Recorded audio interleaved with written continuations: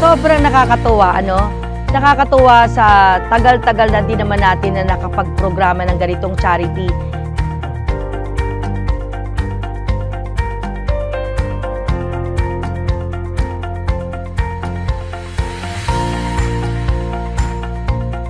Nakikita mo yung saya ng mga bata, nakikita mo yung saya na hindi ordinaryo, na hindi naman talaga araw-araw na experience ng mga bata. So alam mo yon, parang gusto mo pa ulit-ulitin para mabigay yung maihandog sa mga bata na ito, yung mga saya, mapa-experience ulit sa kanila.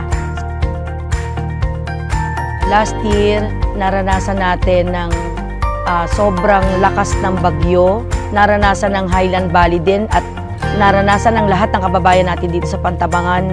Parang nawala na sila ng pag-asa. Naisip ko na itong munting charity na to ay maihandog dun sa, lalo na sa mga bata. Kaya itong ating 2025 charity na ito, programa na ito, unang buwan ito ng ating taon. Simulan natin ng bagong pag-asa. Simple thing, pero malaking bagay para sa kanila. Kahit papano, nabibigyan natin sila ng ganitong simpleng charity.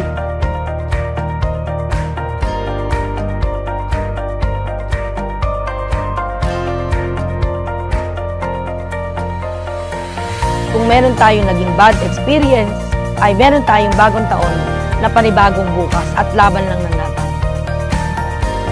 Actually, sa pamilya namin ay bata pa lang ako, nakabisnan ko na yung mga magulang namin, na yun talaga yung naging tradisyon na hanggang sa nakalakihan namin yun, na kami na nung magkapatid ang nagpatuloy. Ito ngayon, naglagay kami ng Amparo Kaagapay Foundation. Pinuuna namin ito. Yun, Amparo is pangalan ng nanay ko. Sabi po, salamat kay Mugay, kay Grampidus, ay na pamilya, at sa lahat ng mga staff ng Highland Valley at siyempre sa ating mga kasama, patuloy magpalain ang Highland Valley. Saan lang ginagawa ko siya. Napakasaya nung aming naging programa with the help of LGU, Mayor at Vice Mayor Agdipa. Nandito lang din po kami nakasupport at para sa ating mga nangangailangan ng mga kababayan dito sa Pantabangan.